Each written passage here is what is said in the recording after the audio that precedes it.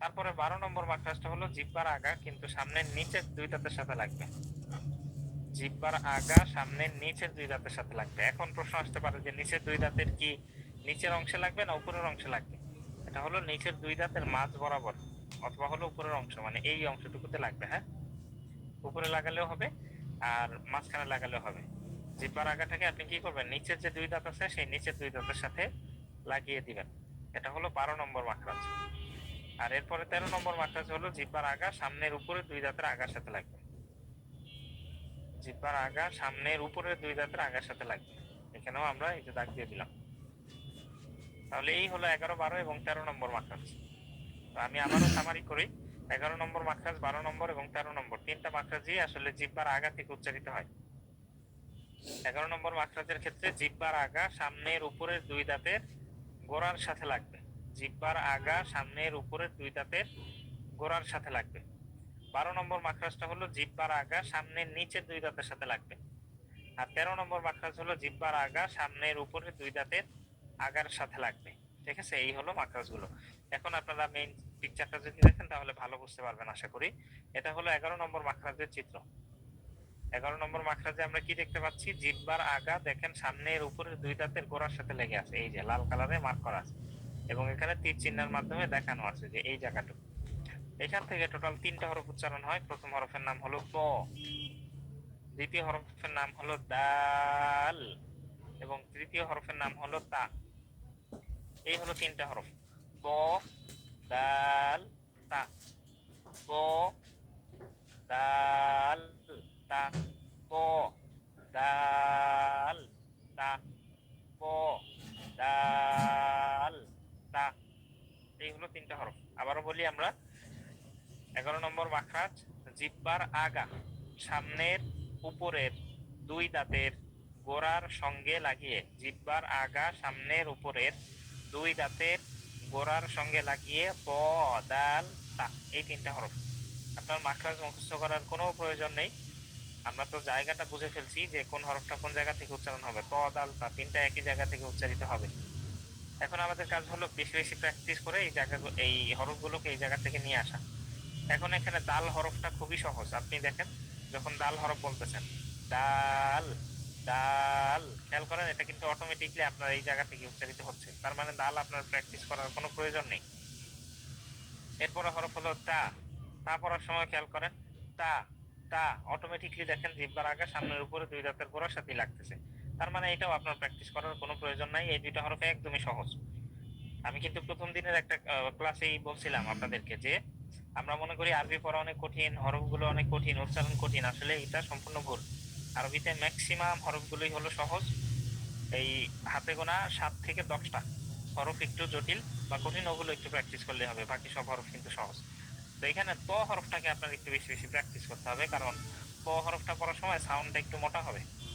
দেখেন খেয়াল করে, প, প, এই যে সাউন্ডটা এইভাবে মোটা হবে।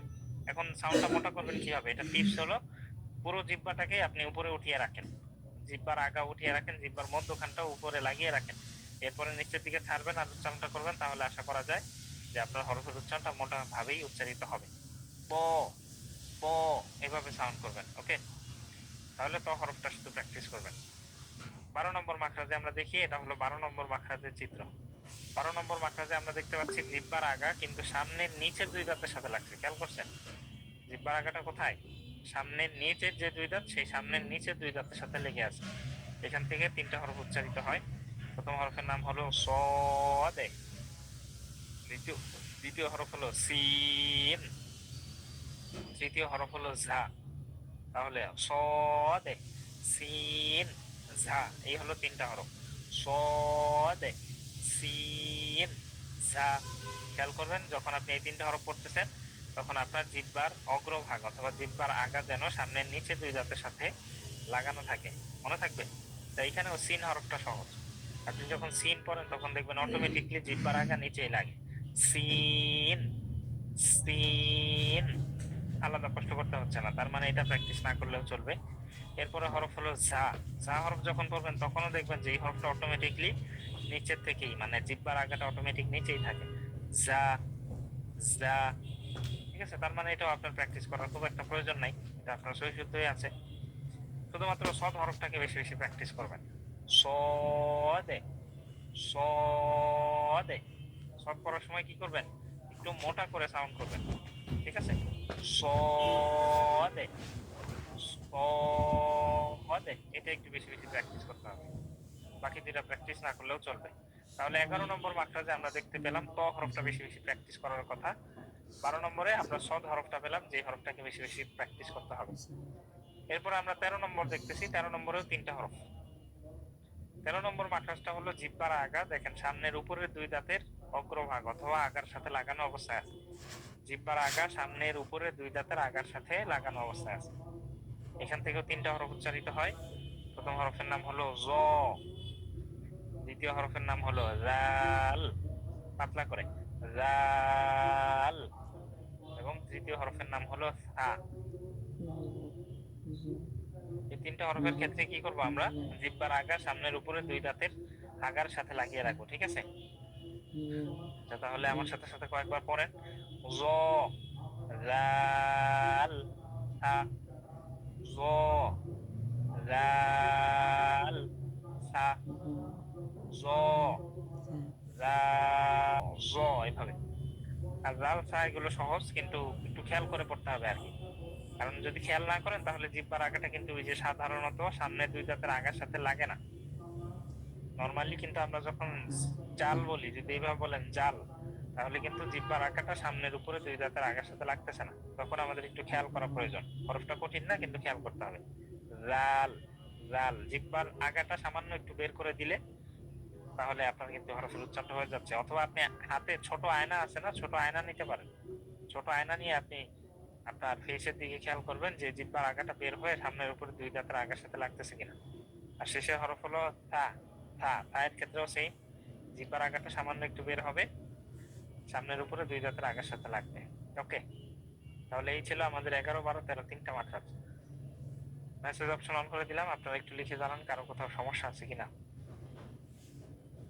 সামনের নিচের দুই দাঁতের লাগবে, হ্যাঁ, জিহ্বার আগা সামনের নিচের দুই দাঁতের সাথে লাগবে। এখান থেকে 3টা হরফ, সদ, সিন এবং জা। শিহাবুদ্দিন লিখছেন 10 নম্বর মাখরাজের স্লাইডটা একটু দেখান, স্ক্রিনশট নিব। 10 নম্বর তো আজকে আমরা পড়াই নাই, এটা এখানে নাই। হুজুর মোটা হরফ কয়টি ও কি কি? মোটা হরফ 7টি, সদ, ত, জ, খ, গ, ইন, কফ। 13 নম্বরটা আবার জিহ্বার আগা সামনের উপরের দুই দাঁতের আগার সাথে লাগবে। জ, জাল, তা। 11 নম্বর মাখরাজ থেকে কি আজকের ক্লাস শুরু হয়েছে? হ্যাঁ, 11 থেকে শুরু হয়েছে। 11 নম্বর মাখরাজটা হলো জিহ্বার আগা সামনের উপরের দুই দাঁতের গোড়ার সাথে লাগিয়ে, গোড়ার সঙ্গে লাগিয়ে। ব, দাল, তা, ব, দাল, তা। 12 নম্বরটা হলো এই যে এটা, জিহ্বার আগা সামনের নিচের দুই দাঁতের সাথে লাগবে। এখান থেকে 3টা হরফ, সদ, সিন, জা।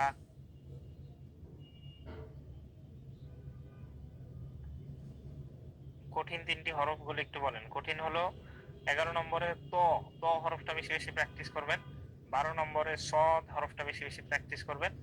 আর 13 নম্বরে জ, জ হরফটা একটু প্র্যাকটিস করবেন। জি, বলে দিয়েছি। আর কারো কোনো প্রশ্ন আছে কিনা লিখে জানান।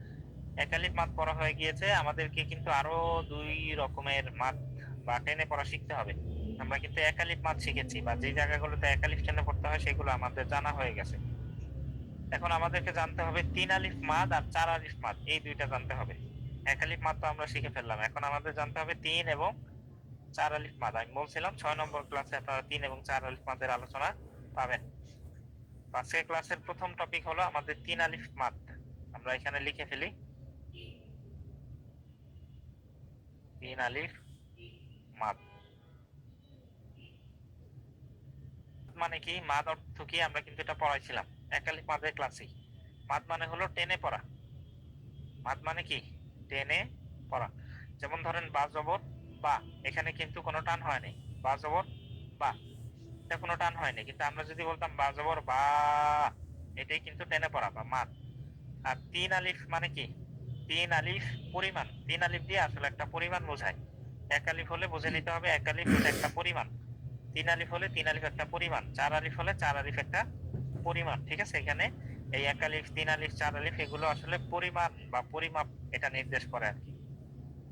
এখন কিভাবে আপনি বুঝবেন যে আপনার টানটা 3 আলিফ হলো কিনা? আমরা তো অলরেডি জানি টান কিভাবে দিতে হয়। টান হলো এই যে ধরে রাখতে হয়, দেরি করতে হয়, এটাই হলো টান। এখন 3 আলিফ হলো কিনা সেটার পরিমাণটা কিভাবে করবেন? এটা যদিও প্রথম 3 নম্বর ক্লাসে বলা হয়েছে, তারপর আবারও আজকে স্মরণ করিয়ে দিচ্ছি। সেটা হলো পরিমাণ করার উপায় হলো আমরা আমাদের হাতকে মুষ্টিবদ্ধ করব। আমরা আমাদের হাতকে মুষ্টিবদ্ধ করব। মুষ্টিবদ্ধ করলে আমরা মুষ্টিবদ্ধ হাত থেকে একটা আঙ্গুল স্বাভাবিক গতিতে সোজা করব। মুষ্টিবদ্ধ হাত থেকে একটা আঙ্গুল স্বাভাবিক গতিতে সোজা করতে যতটুকু সময় লাগবে সেটাই হলো 1 আলিফ টানের পরিমাণ। এখন যদি আমরা 3 আলিফ টান দিতে চাই তখন আমাদের কি করতে হবে? এই মুষ্টিবদ্ধ হাত থেকে 3টা আঙ্গুল খুলতে হবে। প্রথমে একটা আঙ্গুল খুলবো, এরপর একটা, এরপর একটা, মানে একসাথে কিন্তু 3টা না, একটার পরে একটা, একটার পরে একটা, এভাবে মনে থাকবে। আর যদি 4 আলিফ টান দিতে চাই তখন 4 আলিফের পরিমাণটা কিভাবে করব? মুষ্টিবদ্ধ হাত থেকে 4টা আঙ্গুল খুলবো এবং 4টা আঙ্গুল খোলা হয়ে গেল। আরবিতে 2 আলিফ বলতে কোনো মাদ নাই। আরবিতে 3 রকমেরই মাদ হয়, 1 আলিফ মাদ, 3 আলিফ মাদ এবং 4 আলিফ মাদ। ঠিক আছে, মনে থাকবে। 2 আলিফ কিন্তু কোনো মাদ নাই। আবার 5, 6, 7 আলিফ 3 আলিফ মাদ্দে মুনফাসিল, মাদ্দে মুনফাসিল। মানে এখানে 2 প্রকার লেখা, মানে হলো যে 3 আলিফ মাদ আসলে 2টা জায়গাতে হয়। ঠিক আছে, 1 আলিফ মাদের সময় আমরা দেখছিলাম না 6 জায়গাতে 1 আলিফ টান হয়। 3 আলিফের সময় মনে রাখবেন 2 জায়গাতে 3 আলিফ টান হয়। একটা হলো মাদ্দে মুনফাসিল আর একটা হলো মাদ্দে আরজি।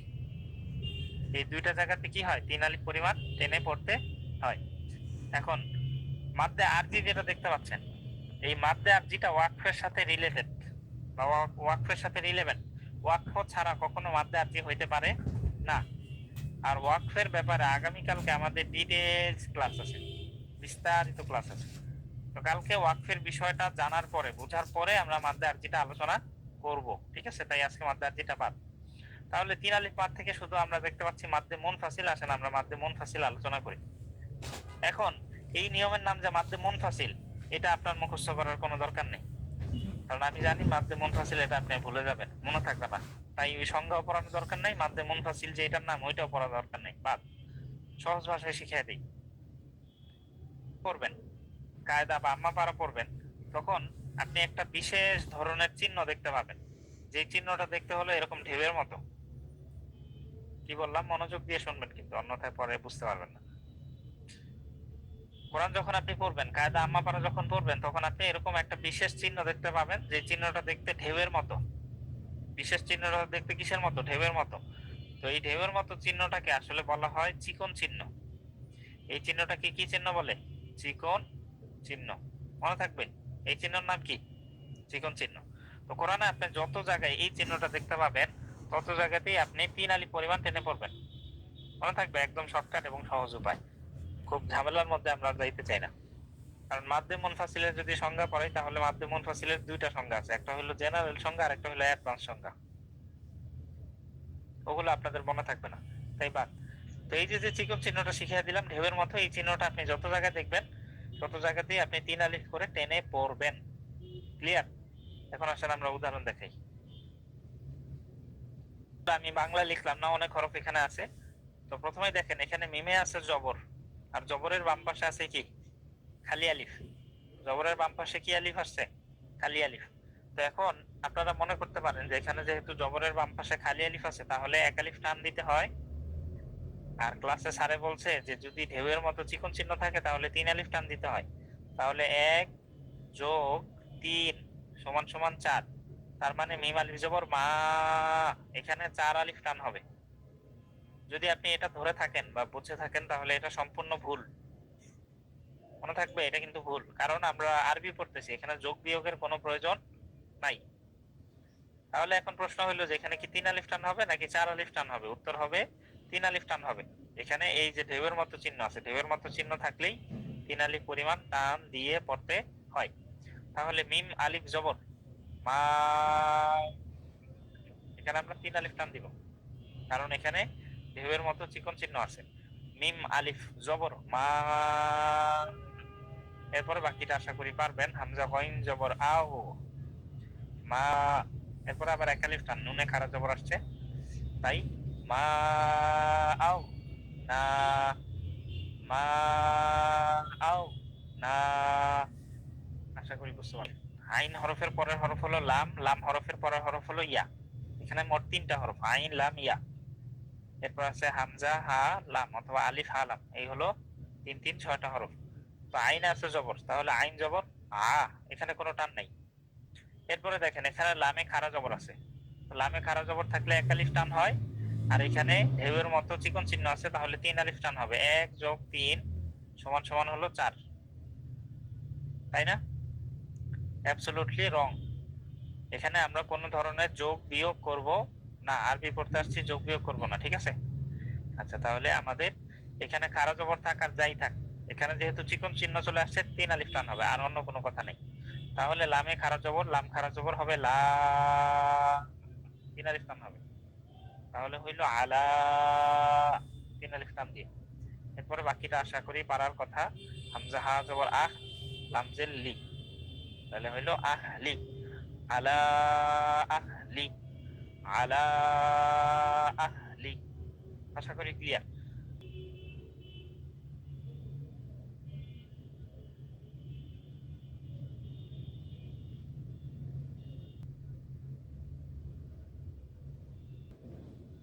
চার আলিফ মাদ। এখন 4 আলিফ মাদ আমি যদি আপনাদেরকে বড় নিয়মে শিখাই, সময় লাগবে 5 দিন। না, আমি মুখস্থ করতে অনেকের 2-3 দিন লাগতে পারে। মাদ্দে লাজিম হারফি মুখাফফাফ, মাদ্দে লাজিম হারফি মুসাক্কাল, মাদ্দে লাজিম কালমে মুখাফফাফ, মাদ্দে লাজিম কালমে মুসাক্কাল, মাদ্দে মুত্তাসিল। এই হলো 4 আলিফ মাদের 5 প্রকারের নাম। প্রত্যেক প্রকারের আবার আলাদা আলাদা সংজ্ঞা আছে। তাই ওদিকে আমরা না যাই, আমরা খুব সহজ এবং সিম্পল হইতে শিখবো, এবং সংজ্ঞা মুখস্থ পারবেন সই শুদ্ধ হবে, ওইভাবেই আমরা শিখি। হয়তো চিকন চিহ্ন, এটা মনে রাখেন, এই চিহ্নর নাম কি? চিকন চিহ্ন। তো চিকন চিহ্ন যেহেতু আমরা পাইছি, তাহলে তো মোটা চিহ্ন থাকার কথা, তাই না? কারণ আমাদের পৃথিবীতে তো সবকিছু বিপরীতমুখী, মানে পুরুষ ভালো মন্দ, তো এরকম সবকিছু বিপরীত আছে না, চিকন মোটা। তো আরবি পড়ার ক্ষেত্রেও আমরা যেহেতু চিকন চিহ্ন পাইলাম, তাহলে তো মোটা চিহ্ন থাকার কথা, কি বলেন? হ্যাঁ, আমাদের ধারণা সঠিক। আরবিতে মোটা চিহ্ন বলেও কিন্তু একটা চিহ্ন আছে, ওইটাও ইউনিক ধরনের একটা চিহ্ন। চিহ্নটা দেখতে যেরকম, এটাকে আপনারা ধরেন তলোয়ারের মতো বলতে পারেন, অথবা চন্দ্রবিন্দুর মতো বলতে পারেন, অথবা চাঁদের মতো বলতে পারেন, যা যেভাবে খুশি, যে আসলে মোটা চিহ্ন বলা হয়। মানে 4 আলিফ টান দিয়ে পড়বো, না থাকলে 3 আলিফ টেনে পড়বো, মোটা চিহ্ন থাকলে কয় আলিফ টেনে পড়বো? 4 আলিফ টেনে পড়বো। তো এখন আসলে আমরা যে বলছিলাম 5 প্রকার আছে 4 আলিফ মাদের, সেই 5 প্রকার দেখি, তবে সংজ্ঞা ছাড়া, পরিভাষা ছাড়া। আমরা আমাদের ভাষায় শিখি, চলেন সহজ ভাষায়। 1 নাম্বার, আপনি যখন কোরআন পড়তে যাবেন, তখন কিছু কিছু সূরার শুরুতে আপনি দেখতে পাবেন যে এইভাবে জাস্ট একটা হরফ দেওয়া আছে, হরফের সাথে কোনো জবরজের পেশ কোনো কিছু নাই, জাস্ট এইভাবে একটা মোটা চিহ্ন দেওয়া। এটাই হলো 4 আলিফ মাদের একদম প্রথম নিয়ম আর কি, প্রথম প্রকার। এটা হলো ওই যে মদ্দে লাজিম হারফি মুখাফফাফে। তো ওগুলো আপনাদের মুখস্থ করার দরকার নাই। তো এটা বুঝে নেন যে কিছু কিছু সূরার শুরুতে আপনি কি দেখবেন, যে এইভাবে হরফ দেওয়া আছে, হরফের সাথে জবরজের পেশ কিছুই দেওয়া নেই, শুধু একটা মোটা চিহ্ন দেওয়া। এখন এইভাবে তো পড়া যায় না, কারণ আমরা জানি কোরআনে কি হয়, কোরআনে জবরজের পেশ জজম সাকিন এগুলো দেওয়া থাকে, তখন আমরা ওগুলো ধরে ধরে বানান করে করে পড়ি। এখন নুনের উপরে মোটা চিহ্ন আছে, এখন এখানে কোনো জবরজের পেশ নাই, এখন আমরা কিভাবে পড়বো? এটার উত্তর হইলো, এই যে যে হরফ, এই হরফের যে আসল নাম, এই হরফের আসল নাম কি? নুন, তাই না? এই হরফের আসল নাম কি? নুন। তো এই নুন হরফটাকে আপনি 4 আলিফ টেনে পড়বেন, বা 4 আলিফ লম্বা করে পড়বেন। কিভাবে পড়বেন? আপনি পড়বেন হলো নুন, এইভাবে। এই যে ডট ডট দিলাম, এটা হলো 4 আলিফের জন্য, আর শেষে আবার ন, মানে এখানে ছিল নুন, আর এখন আপনি 4 আলিফ টান দিয়ে পড়তেছেন নুন। ঠিক আছে, ক্লিয়ার না? সহজ না? তবে শুরুতে আপনি দেখতে পাবেন যে এইভাবে দেওয়া আছে, তখন আপনি কি পড়বেন? এটাকে পড়বেন হলো ক, এভাবে 4 আলিফ টেনে পড়ে ফেলবেন, একদম সহজ। কিন্তু এই জায়গাতে আমাদের যে ভুলটা হয়, আমরা কি করি, অনেক শিক্ষার্থীদেরকে আমি দেখছি যে তারা এটাকে না এরকম পড়ে আর কি, অথবা এখানে কফে জবর দিয়ে কফ জবর ক এরকম পড়ে, মানে জবর দিয়ে দেয় এক্সট্রা একটা। এখন দেখেন এখানে কিন্তু কোনো জবর নাই, আপনি যদি জবর দেন তাহলে তো এটা সঠিক হলো না, তাহলে বৈষম্য হয়ে গেল না বলেন? জের আর পেশের সাথে, জের আর পেশ তারা তো বৈষম্য বিরোধী আন্দোলন করবে, যে জবর এখানে আসলো, আমরা কি দোষ করলাম, আমরা কেন কোটা পাইলাম না? জবরের জন্য কোঠা রাখা হইলো। আলিফ লাম মিম পড়ছেন না এরকম। এখানে দেখেন মিমের উপর একটা তাসদিদ অ্যাড হয়েছে। আগের যে 1 নম্বরে আমরা যে উদাহরণগুলো দেখছি ওইখানেও দেখেন কোনো জবরজের পেশ ছিল না, এখানেও কিন্তু কোনো জবরজের পেশ নাই। তো আমরা প্রথম নিয়মে শিখছি যে জবরজের পেশ না থাকলে সমস্যা নাই, হরফটা কি করব আমরা 4 আলিফ লম্বা করে পড়বো, এটা আমরা শিখছিলাম। কিন্তু যখনই এখানে হরফের সাথে জবরজের পেশ নাই, এটাই 1 নাম্বার সমস্যা। এরপরে দ্বিতীয় সমস্যা হিসেবে আবার তাসদিদ যোগ হলো, তখন আমরা কি করব, এটাই এখন আমাদের 2 নম্বরের আলোচনা।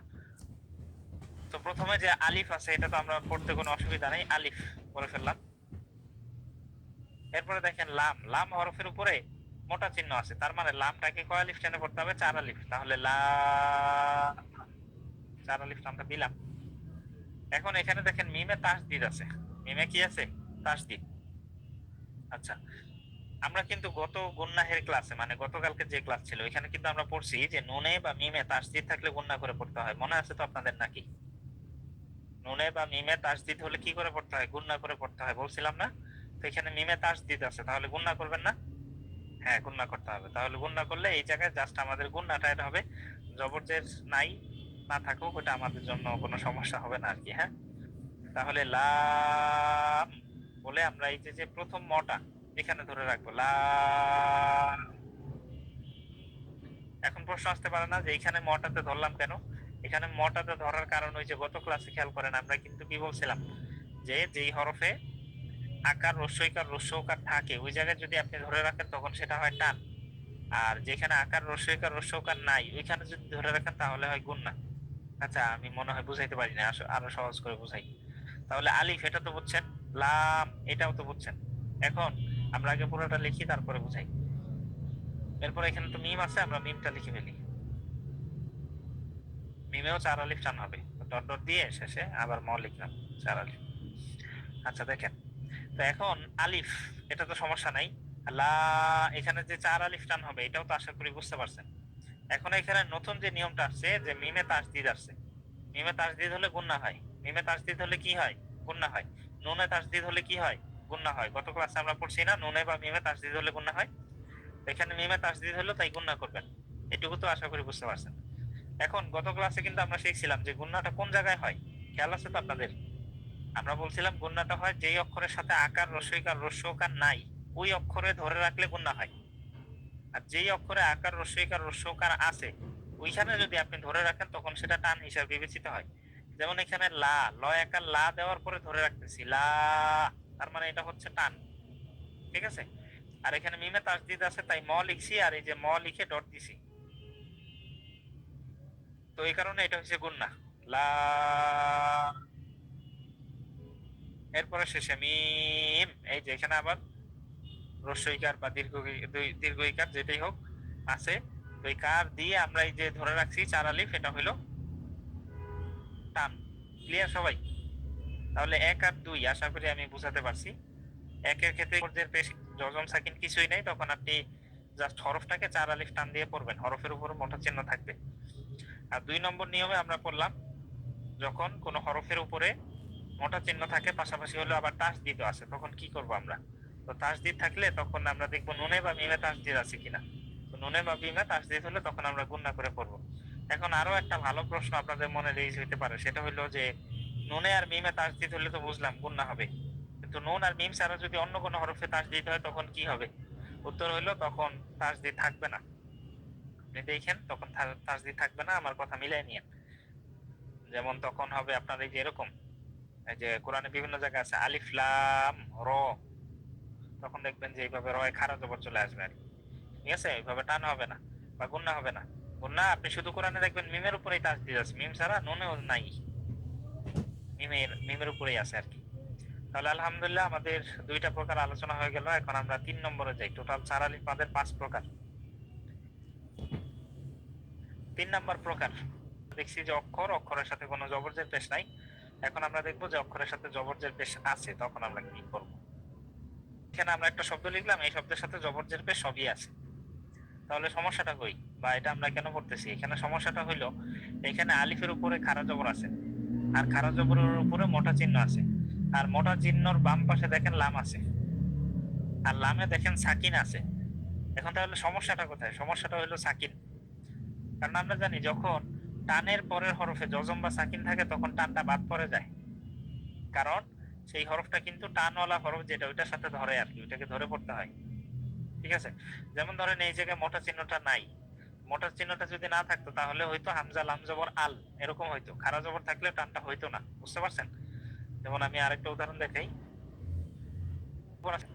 তো সাধারণত তখন নিয়ম হইলো যে জবরের বাম পাশে যদি খালি আলিফ হয় তখন তো এক আলিফ টান হয়, কাফ আলিফ জবর কা। কিন্তু নিয়মটা হইতেছে যদি এই এক আলিফ টানের পরের হরফ যেটাই থাকুক ওটার সাথে যদি জজম চলে আসে তখন আর টানটা হয় না, টানটা বাদ পড়ে যায়, তখন পড়তে হয় কাফলাম জবর কাল, ওই আলিফটা বাদ পড়ে যায়। এটা হলো রুলস আর কি, সাধারণ নিয়ম। তো এই রুলস অনুযায়ী এখানে তো চার আলিফ টান আছে, এখন আমরা কি করব? আমরা কি টান বাদ দিয়ে দিব, বা আমরা কি করব? টানটা ধরেই কি পড়বো? এখন একটা জিনিস সবসময় মনে রাখবেন, এক আলিফ মাদ, তিন আলিফ মাদ এগুলো বাদ যাইতে পারে, কিন্তু চার আলিফ মাদ কখনো বাদ যায় না, এই কথাটা সবসময় মনে রাখবেন। এক আলিফ মাদ সময় সাপেক্ষে এটা বাদ যাইতে পারে, তিন আলিফ মাদ সেটা সময় সাপেক্ষে বাদ যাইতে পারে, কিন্তু চার আলিফ মাদ কখনো বাদ যায় না, সবসময় মনে রাখবেন। যদি কোরআনে কোথাও আপনি মোটা চিহ্নটা দেখে ফেলছেন তাহলে ওই জায়গায় আপনার টান দিতেই হবে, এখন পরিস্থিতি যাই হোক। ক্লিয়ার?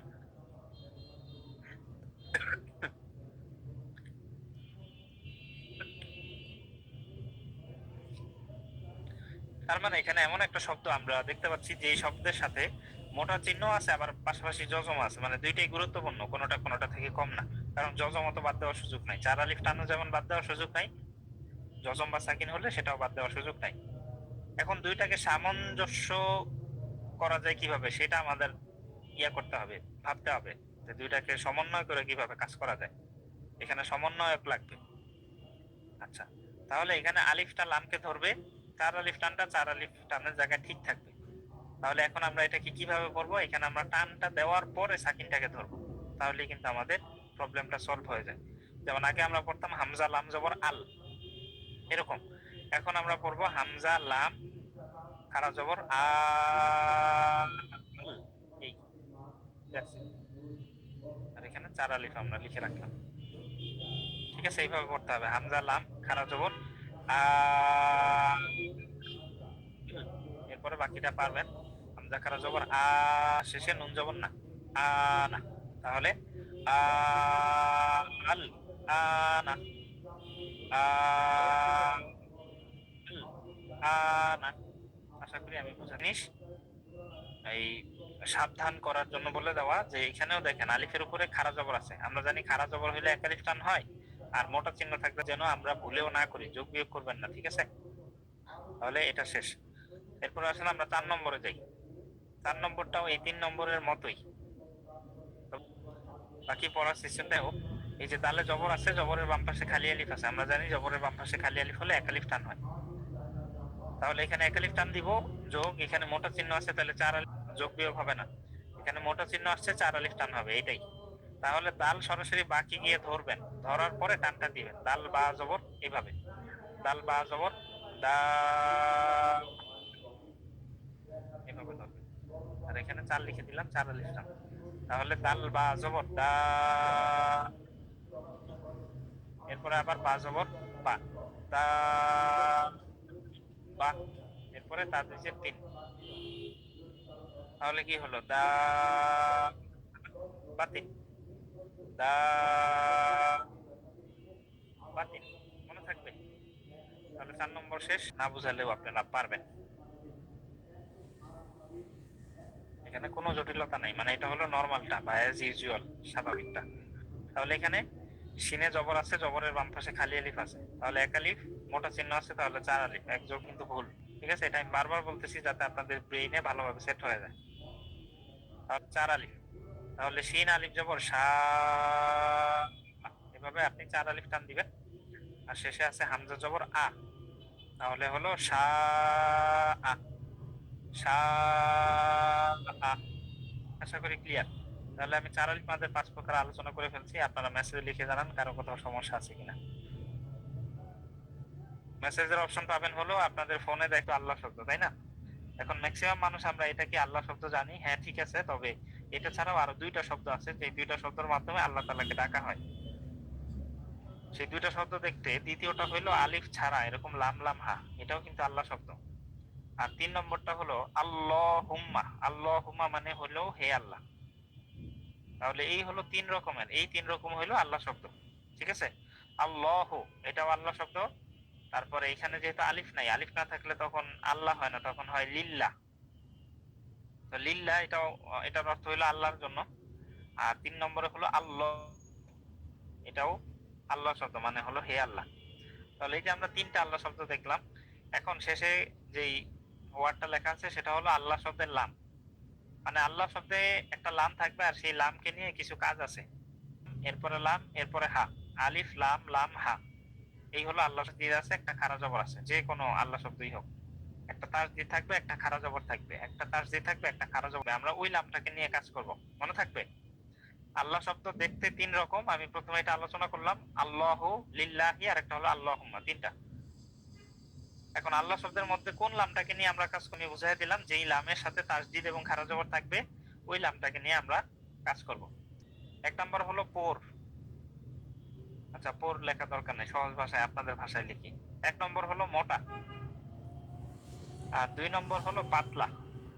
আল্লাহ শব্দের লামকে এই 2 ভাবে পড়া যায়, একটা হলো মোটা করে পড়া আর একটা হলো পাতলা করে পড়া। এখন মোটা করে আবার কেমনে পড়ে, পাতলা করে আবার কেমনে পড়ে, আসেন ওইটা আমরা এখন শিখবো।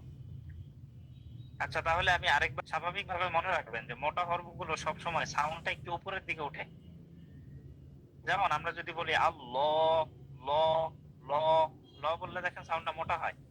আর যদি আমরা বলি লা, তখন দেখেন আমাদের ঠোঁট 2 দিকে ছড়িয়ে যায়, লা, এটা পাতলা হয়। এই হলো মোটা এবং পাতলার এক্সাম্পলটা। আর আছে, এখন আল্লাহ শব্দের লামের ক্ষেত্রে আমরা বলছিলাম লামের ব্যতিক্রম, যে কিছু কিছু ক্ষেত্রে এই আল্লাহ শব্দের বেলায় লাম খারা জবর লা না হয়ে লাম খারা জবর ল হবে। বুঝতে পারছেন?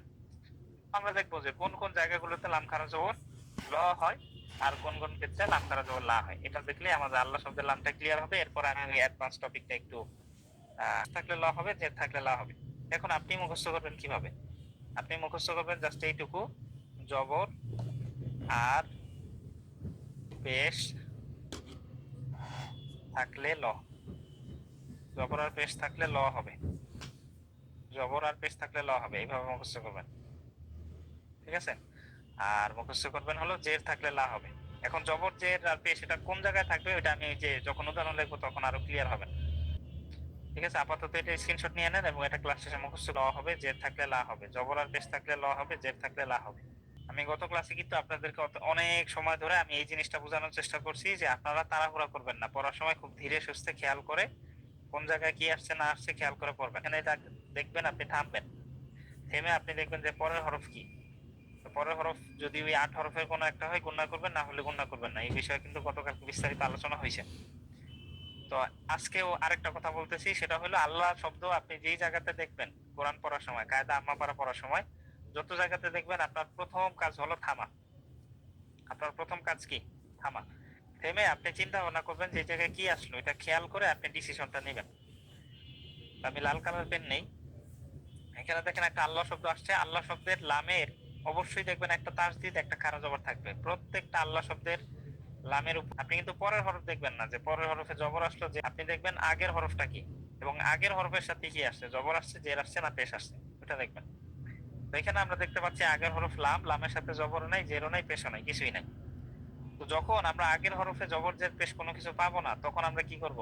তখন আমাদের করণীয় হলো এইটাতে না পাইছি তো কি হয়েছে, এর আগের যে হরফ আছে ওইখানে চলে যাই। এই যে এর আগের হরফ আলিফ, দেখেন আলিফের সাথে জবর আসছে, মানে যতক্ষণ আপনি জবর জের পেশ না পাচ্ছেন ততক্ষণ সামনের দিকে যেতে থাকবেন। তাহলে এখানে আমরা দেখতে পাচ্ছি আলিফে জবর আছে, আর আমরা জানি জবর আর পেশ থাকলে ল হয়। তাহলে হামজা লাম জবর আল, লাম খারা জবর আল্লাহ হবে না, লাম খারা জবর হবে ল, আল্লাহ হাফেজ হু, আল্লাহু। সেকেন্ড উদাহরণ দেখে আমরা ততক্ষণ সামনের দিকে যেতে থাকবো। তো অবশেষে আমরা দালের সাথে দেখেন একটা পেশ দেখতে পাইছি আমরা এখানে পরে আসছিলাম জবর আর পেশ থাকলে ল হবে। এই যে এখানে পেশ আসছে, তাই এই লামটা কি হয়ে যাবে, লাম খারা জবর লা না হয়ে লাম খারা জবর ল হবে। তাহলে পুরোটা কি হচ্ছে, হাফেশ হু, দাল ল পেশ দু, হুদু। এরপরে দাল লামকে ধরবে, দাল লাম পেশ দুল, লাম খারা জবর ল, লাম খারা জবর কিন্তু আর লা না, লাম খারা জবর ল, দুল ল, হাজের হি, দুল লহি, দুল লাহি কিন্তু না, দুল লহি, দুল লহি। ক্লিয়ার? বিসমিল্লাহ আমরা কেন বলতেছি? আমরা তো চাইলে বিসমিল্ল বলতে পারতাম। তো আর আল্লাহ শব্দের এই যে লাম, লামে তাসদিদ আর খারা জবর দেখেন কমন, এটা সব জায়গায় আছে। আসলাম, এটা মিম, আর মিমের নিচে দেখেন আছে জের। আমরা সূত্র মিলাই, সূত্র ছিল জের থাকলে লা হবে, জের থাকলে কি হবে? লা। তাহলে বাসিন জের বিস, মিম গিয়ে লাম, এরপরে লাম খারা জবর লা, বিসমিল লা, হাজের হি, বিসমিল লাহি। বিসমিল শব্দের শাব্দিক অর্থ হইল যে গুণ বা দোষ ত্রুটি এগুলো আর কি। তো এটা যদি আমি আপনাদের ভাষায় বলি আর কি, মানে ওই বইয়ের ভাষায় বলবো না, কঠিন করে একদম সহজ ভাষায় বলি, সেটা হইলো যে আরবি হরফগুলো এক একটা হরফ এক একটা জায়গা থেকে উচ্চারণ হয়, এটা তো ঠিক আছে, কিন্তু আরবি হরফের কিছু কিছু গুণ আছে। মানে যদি মোটা তাকে বলি, দুই ধরনের গুণ আপনি দেখতে পাবেন, সেটা হলো মোটা আর হলো পাতলা। অনেক সময় শুনছেন না, আমি ক্লাসে বলছি মোটা হরফ মোটা হরফ। তো এই মোটা, এই এটা যে মোটা হরফ, এটা কোথা থেকে আসলো? এটা আসলে ওই সিফাত থেকে আসছে। তো সিফাত মানে হলো আরবি হরফের দোষ গুণ অবস্থা বা ত্রুটি, এই হলো সিফাত আর কি।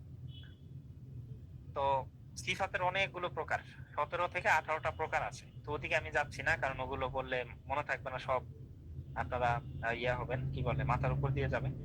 আচ্ছা, আবু বকর সিদ্দিক ভাই এবং পাবেল রানা, আপনারা লিখছেন ফর্ম ফিল আপ করতে পারেন নাই। আচ্ছা, একটু অপেক্ষা করেন, আমি একটু ইয়া করে নিই, এই সিফাতের আলোচনাটা শেষ করে আপনাদেরকে হেল্প করতেছি। তো সিফাত মানে হলো আরবি হরফের দোষ গুণ অবস্থা ইত্যাদি। এখন প্রশ্ন আসতে পারে যে আমরা তো মাখরাজ পড়ছি আরবি হরফগুলো সহি শুদ্ধভাবে উচ্চারণ শেখার জন্য, তাহলে আবার সিফাতের দরকারটা কি? বা সিফাত আর মাখরাজ বলা হয় হলো আরবি হরফ উচ্চারণের স্থানকে, মানে আরবি হরফটা যে জায়গা থেকে উচ্চারণ করতে হয় সেটা হলো মাখরাজ। মাখরাজের মাধ্যমে আপনি আরবি হরফটা কোন জায়গা থেকে উচ্চারণ হবে সেটা জানতে পারেন। আর সিফাত মানে হলো আরবি হরফটা যে ওই জায়গা থেকে উচ্চারণ হবে ঠিক আছে, কিন্তু উচ্চারণটা হওয়ার সময় উচ্চারণটা কিভাবে হবে? উচ্চারণ কি নরম ভাবে হবে নাকি মোটা ভাবে হবে? উচ্চারণ করার সময় কি বাতাস বের হবে নাকি বাতাস বের হবে না? উচ্চারণ করার সময় কি শক্ত ভাবে করতে হবে নাকি নরম ভাবে করতে হবে? যেমন একটা হরফ খেয়াল করেন, জিম। এই যে আমরা যখন জিম পড়ি তখন দেখেন দাঁতের সাথে দাঁত লাগে, শক্ত করে পড়ি, রাইট? তারপর দেখেন আমরা যখন পড়ি ফা, ফা হরফটা পড়ি তখন দেখেন বাতাস বের হচ্ছে, ফা। তার মানে ফা এর গুণ হইলো বাতাস বের হওয়া। শিন যখন পড়ি তখন এটার গুণ হলো বাতাস বের হওয়া। আবার যখন আমরা পড়তেছি সদ, তখন এই হরফটা হলো মোটা করে পড়ার মতো একটা হরফ, মোটা ভাবে পড়তে হয়, ঠিক আছে? বদ, এই হরফটা যখন পড়ি তখন মোটা করে পড়তে হয়। তো বুঝতে পারলেন তো সিফাত কি জিনিস? মাখরাজ মানে হলো আরবি হরফ উচ্চারণের স্থান, আরবি হরফগুলো যে জায়গা থেকে উচ্চারিত হবে সেই জায়গাগুলোকে মাখরাজ বলা হয়। আর সিফাত মানে হলো সেই জায়গা থেকে উচ্চারণ হবে ঠিক আছে, কিন্তু উচ্চারণটা কিভাবে হবে? উচ্চারণটা কি মোটা করে হবে না পাতলা করে হবে? উচ্চারণের সময় কি বাতাস বের হবে নাকি বাতাস বের হবে না? শক্ত হবে না নরম হবে? এই হলো সিফাত। তো সিফাতের অনেকগুলো প্রকার, এইভাবে প্রত্যেকটা প্রকারে এই কথাই লেখা আছে, ঠিক আছে? এখন আসেন, ওই যে আমি যে বললাম আল্লাহ শব্দের লামে ল হচ্ছে কেন বা মোটা হচ্ছে কেন, মোটা হইলে সাউন্ড উপরের দিকে উঠে কেন, ওই জায়গায় আসে। সিফাতের একটা গুরুত্বপূর্ণ প্রকার হলো ইস্তিআলা। ইস্তিআলার হরফ হলো 7টি, সদ দত ত জ খ গ ইন কফ। এই 7টা হরফ অলওয়েজ মোটা হবে, মানে সব সময় মোটা হবে।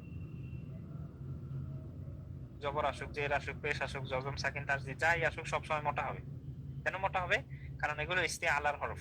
ইস্তিআলার হরফ 7টি, আর এই 7টা হরফ সব সময় মোটা করে পড়তে হয়। বুঝা গেল? এখন আসি, আমরা তো ওই হরকতের একটা ক্লাসে পড়ছিলাম যে 8টা হরফে জবর আসলেও আকার হয় না। এখন কি আপনি কানেক্ট করতে পারতেছেন যে কেন আকার হয় না?